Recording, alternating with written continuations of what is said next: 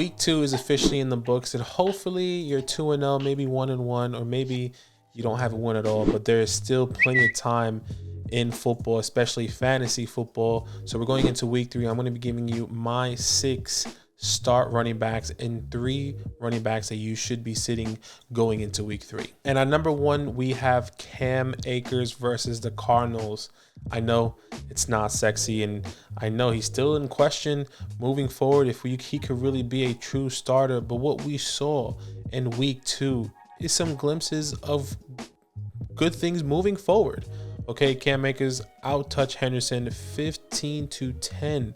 Once again, not exciting. It's not a lot, but very minuscule numbers. He also out-targeted Darrell Henderson, with Henderson getting 0 and Cam Akers getting 3 targets. Once again, it's not sexy, but going against the Cardinals, who give up the 8th most fantasy points to running backs, Cam Akers, I won't be surprised if he finds the end zone this week and maybe finishes as a top 15, top 18 running back this week. So I'm really excited to be starting Cam Akers. Give him a chance, especially if you have someone that's injured like a James Conner or Elijah Mitchell or somebody that's in question going into week 3. I think Cam Akers could be a good start for you. And at number 2, Clyde Edwards-Helaire versus the Colts. He's been a massive surprise coming into this season in the first 2 weeks.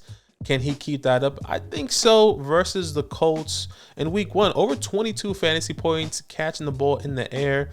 In week 2, over 15 fantasy points, also catching the ball in the air. And I think that's where he's making his money. He's making his money finding the end zone and getting targets in the air. You know, the work on the ground is still kind of a mixed backfield with Pacheco and Jet McKinnon and maybe Ronald Jones when he ever gets onto the field. But Clyde is the pass catching back. It feels comfortable, and he's not getting an extreme amount of touches in the air. You know, once again, week 1 only 3 targets, week 2 4 targets, but he is finding the end zone, and that is exactly what you want to see. The Colts defense is the middle of a pack defense, so like, they've been struggling, but they've also been doing really good in times. But going into week 3, if the Colts can't keep up with Patrick Mahomes and the Chiefs, then we can see Clyde running the ball a lot on the ground this week, and maybe he'll find the end zone once again. So start Clyde Edwards-Helaire in week 3. And at number 3, give me Mark Ingram versus the Carolina Panthers. Look, it wasn't the best game this past week. It was a very defensive game. Alvin Kamara was out, and mind, keep this in mind. If Alvin Kamara does not play, then you start Mark Ingram. Obviously, if he plays, then we all know you're not starting him. But we don't know the severity of Alvin Kamara's rib injury. So if he is out and that injury is kind of lingering for a couple weeks, then you have to start Mark Andrews here. Didn't have the best stat line in week 2. I mean, only 10 carries, 6 yards on the ground, and caught 2 out of 2 passes. I do believe this game is going to be different moving in week 3. Specifically against the Carolina Panthers, just because the Panthers give the 10th most fantasy points to the running back position. Once again, if Alvin Kamara does not play, Mark Ingram could be a good fill-in role for you, whether in the RB position or in a flex option. So start Mark Ingram in week 3 if Alvin Kamara doesn't play. And at number 4, give it to Miles against the Washington Commanders. The Eagles offense looks incredible, and when Jalen Hurts and AJ Brown and Devonta Smith and Dallas Goedert are doing their thing in the air, Miles Sanders is doing his thing on the ground. Week 1, over 18 fantasy points. Week 2, just over 11 fantasy points. And for where you got him, in the drafts, this is a fantastic guy to plug and play week in and week out, whether it's a low end RB2 position, maybe somebody that's injured, or in a flex position. Miles Sanders is a guy that you want. They play the Washington Commanders next week, who give up the 7th most points to the fantasy running backs. We saw what happened, with James Robinson. We saw what happened with DeAndre Swift. Can that be Miles Sanders in week 3? I really hope so. So start Miles Sanders. Let's go to the other side of the ball with the Washington Commanders. Give me Antonio Gibson. A great start this week, and it's not specifically what he's doing on the ground, it's what he's doing in the air. Week 1, over 20 fantasy points, 7 receptions out of 8 targets. He caught 7 out of 8 targets. In week 2, over 12 fantasy points. Didn't do too much in the air this week in week 2, but caught 2 out of 4 targets and scored a touchdown. So look, if Antonio Gibson can do this against the Eagles, or just give you a good floor to 12 to 15 fantasy points. This could be a great opportunity. Before the Monday night game, the Eagles were giving up the second most fantasy points to the running back position.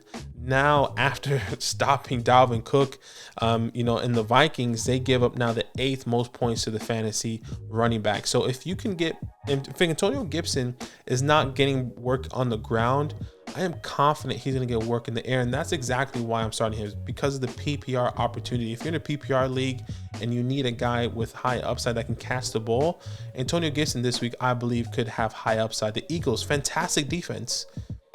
Are they going to do exactly what we saw that they did to Kirk Cousins, to Carson Wentz? Maybe. So for me, Antonio Gibson is my start this week. Start him versus the Eagles. And last but not least, my start of the week, give it to Monty. David Opportunity. I love this guy no matter what. Whether the Bears are down by 40 or up by 40, they are going to continue to give the ball to Miles Sanders. 15 carries, 122 yards. They just kept feeding Monty. And I was like, I was upset. If you were watching the Bears and Packers game, you were saying, why isn't Justin Fields throwing the ball? Because Monty was actually really great on the ground. Okay. And wasn't the smart, you know, play, but hey, if they're going to continue to give Monty the ball on the ground, whether they're up or down, I'm okay with that as a fantasy owner. If I'm a Bears fan, I am sorry. If you're a Bears fan, I'm sorry, but I don't know what to say. They play the Houston Texans, who give up the 9th most fantasy points to the running back position. This is an easy start for me. And I mean, come on. It's David Monty versus the Texans. You start him without a doubt. Now let's go to my sit section for the running back position. Travis Etienne versus the Chargers. Travis Etienne has not been living up to expectation just based on the workload. What he's been doing on the ground, fantastic. He gets the ball in the air, he gets the ball in space, and he's gone. But the workload and the expectation that we thought he was going to get is not there right now. So these are the reasons why I believe you should be sitting him this week. Week 2, James Robinson outsnapped him. 45 to Etienne's 26. He also had more rushing attempts, 23 rushing attempts to Travis Etienne's 9. You know, Etienne out-targeted him in the air, but the total touches was 26 versus Etienne's 12 touches. It looks like James Conner never tore his Achilles, I'll tell you that much. And I hope that really kind of rubs off on Cam Akers, because this is exactly what I've been hoping for Cam Akers to look like, is a James Robinson. So look, I understand Etienne could be a good pass catching back for you, but once again, the workload and the snap percentages of what he's getting versus James Robinson is just not there. When he gets the ball in his hand, he's fantastic, but the workload is not there, which are the reasons why I'm sitting Travis Etienne in week 3, especially against the Chargers, who are a fantastic defense. So I'm sitting Travis Etienne this week. And on number 2, I am sitting Chase Edmonds and Raheem the Dream versus the Bills. The Bills defense is not to be messed with. Whoever is going against the Bills defense, I think it's an automatic sit, unless you have, you know, a Jonathan Taylor, unless you have a Dalvin Cook, unless you have one of these top tier guys that are going against the Buffalo Bills. It's not okay. They just held Derrick Henry to 25 yards. That is crazy. That is absolutely crazy that Derrick Henry only had 25 yards against these Buffalo Bills. Look, I am not in love with what's happening in Miami right now, in the backfield specifically. What Tua and the boys did in the air, great. But we all thought Edmund was going to get, you know, this workload in the air, and he was kind of getting hyped up, which he did hype us up.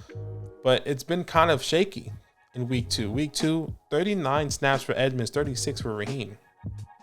You know, Edmonds had 3 targets in the air, and Raheem had 2. Edmonds had 11 rushing attempts. Raheem had 5. And it was flipped the week before. So I'm happy to wait and sit Chase Edmonds and Raheem Mostert right now, just until we see more consistency moving forward. Right now, he could be a good flex for you. Maybe Chase Edmonds can catch the ball out of the air more coming into week 3, but it is a massive risk. And I do believe, you know, this Dolphins team could potentially be trailing a lot because, I mean, Josh Allen and Diggs and everyone here in this Bills defense, it feels really hard to stop, and they might be trailing. So maybe Chase Edmonds can give you some upside in the air, but other than that, I don't see him really producing. Chase Edmonds and Raheem Mostert, obviously specifically. So sit both of these guys in week 3. And last but not least, sit any Cardinals running backs. I know James Conner's in question right now. We don't know if he's going to play this game, but if he does, I think you might have to start him. But if it's Eno Benjamin or Darrell Williams, I am willing to sit both of these guys if James Conner is out. They playing the Los Angeles Rams. They give up the 3rd fewest points to the running back position, and I don't want to take any chances. This Cardinal team is kind of struggling. They did win last week, but they were struggling significantly. I mean, what a performance by Kyler Murray in the squad. But in the running back room specifically, I want to pick them up off of waiver wires. But like Zach said, go check out that waiver wire video. Pick up Eno or Darrell Williams. Wait, don't start him this week.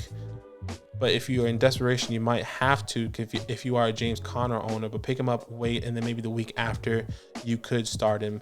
But guys, it's week 3. I've been saying this. Relax, calm down. Relax right now.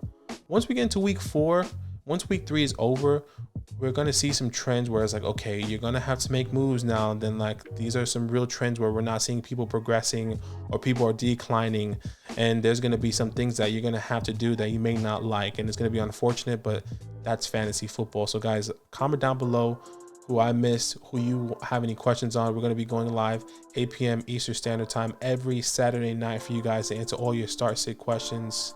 And good luck in week 3. Yo, what's good? Thanks for watching. We got a lot more videos. A lot more. If you want more videos, watch it. You can also subscribe right now if you want to. You need to. And lastly, don't forget that you can sign up to support the show and get exclusive content by going to patreon.com/FantasyLand fam.